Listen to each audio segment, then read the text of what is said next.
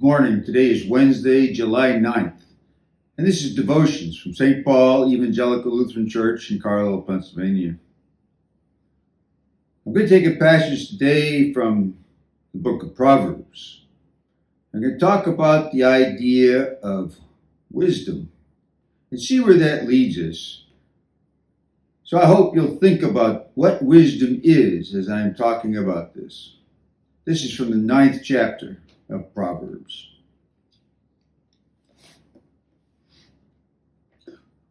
Whoever corrects a scoffer wins abuse. Whoever rebukes the wicked gets hurt. A scoffer who is rebuked will only hate you. The wise, when rebuked, will love you. Give instructions to the wise, and they will become wiser still. Teach the righteous, and they will gain in learning. The fear of the Lord is the beginning of wisdom, and the knowledge of the Holy One is insight. For by me your days will be multiplied, and years will be added to your life. If you are wise for yourself. If you scoff, you alone will bear it. Have you ever just sat and thought about what this idea of wisdom is? It's interesting. What I just read is from the 9th chapter of Proverbs. But in the very first chapter of Proverbs, Solomon writes, "The fear of the Lord is the beginning of knowledge." And so, in two different places, he talks about the fear of the Lord being, and he comes up with different answers.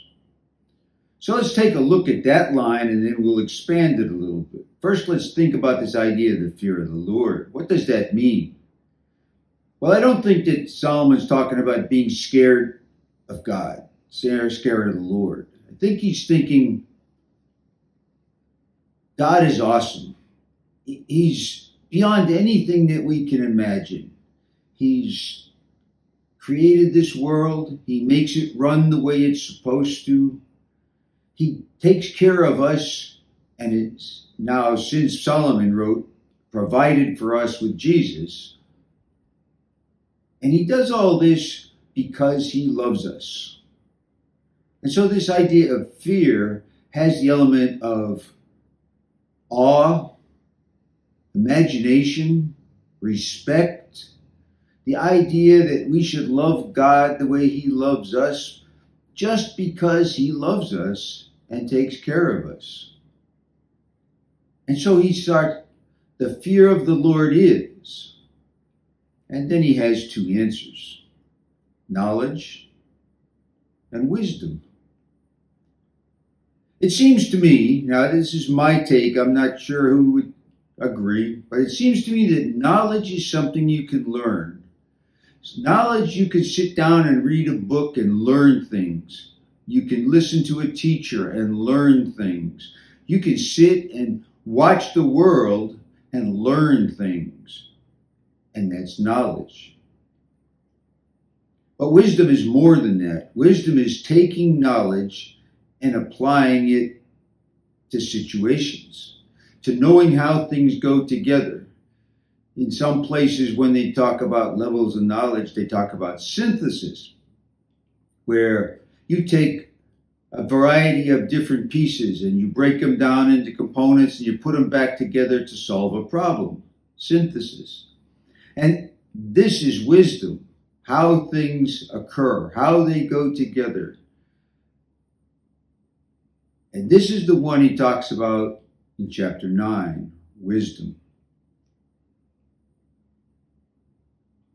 I think one of the things that this proverb tells us is that in order to know how this world works, we have to know just a little bit about God and why he created it and how he created it and what he created it for. And specifically, if you go back to the Genesis story of creation, what is the role of human beings in God's world? What's our relationship with God? And I think that's where the fear of the Lord, the knowledge of the Lord, the love of the Lord, the respect for the Lord comes into play. Yes, we need to learn things. We need to have the knowledge that God wants us to have. But I think God wants more than for us to just know. He wants us to see how things fit. Now jump ahead to where Jesus is trying to instruct his disciples. And for most of the time that he was with them, he was giving them knowledge. But they really didn't understand all of the things that he was teaching. But shortly after his crucifixion and his resurrection, they had an amazing take on what it all meant. And they made sense to them then. And hopefully those of us now that believe in God and believe in Jesus and know the elements of the crucifixion and the resurrection and to come the ascension, understand a lot more fully than they could have at the time of Solomon the way of the Lord and the relationship that the Lord wanted with us and the things that he was willing to do for us to have that relationship. As Paul writes later, God did all those things to reconcile us to himself. And it's on us to gain knowledge and understanding and yes, wisdom to know how to use that relationship, how to be in that relationship, how to love God the way he asks us to love him, and do it just because he loves us. The fear of the Lord is the beginning of wisdom. That's an important line that we pass over too quickly because it's in Proverbs, a book that we don't read very often.